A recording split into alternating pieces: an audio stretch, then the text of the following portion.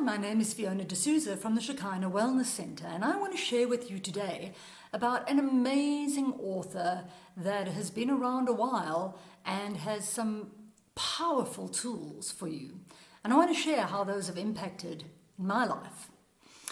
Dr. Joe Dispenza has written a number of books, and this one in particular, You Are the Placebo, has had quite a profound impact on my thought processes.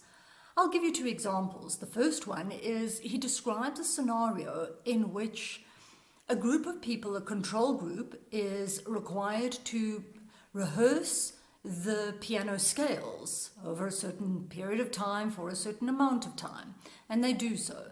And a different group is required simply to think about rehearsing the scales on the piano, to consciously and effortfully think about it. At the end of the specified amount of days, both groups are tested, and there is minuscule difference in skill set and ability and accuracy between the group that actually practiced in physical realm and the group that simply imagined themselves practicing. Another example that he references in the book is a group of Cambodian women who were refugees from Pol Pot's Khmer Rouge, and how this group of women became blind. Upon further investigation with a lot of medical research, medically, they could not find a reason for why these women were blind. They had no cataracts, there was no macular degeneration, you name it. Medically, the reason for the blindness could not be found, and yet these women were completely, so-called legally blind. Turns out that it was a mind matter. What these women had been exposed to in terms of the things that they'd seen, the atrocities that had been committed, somehow psychologically, the idea was that it's better to be blind than to have sight and see these atrocities.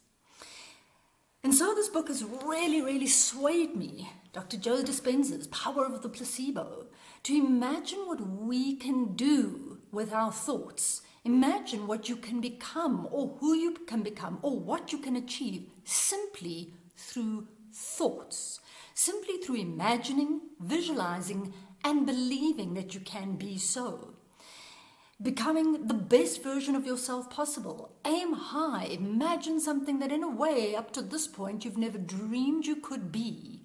And why not? If you can think it, you can achieve it. If you can think it, you can become it. In many ways, everything began with a thought. And that thought became verbalized and vocalized. And so it became matter in reality.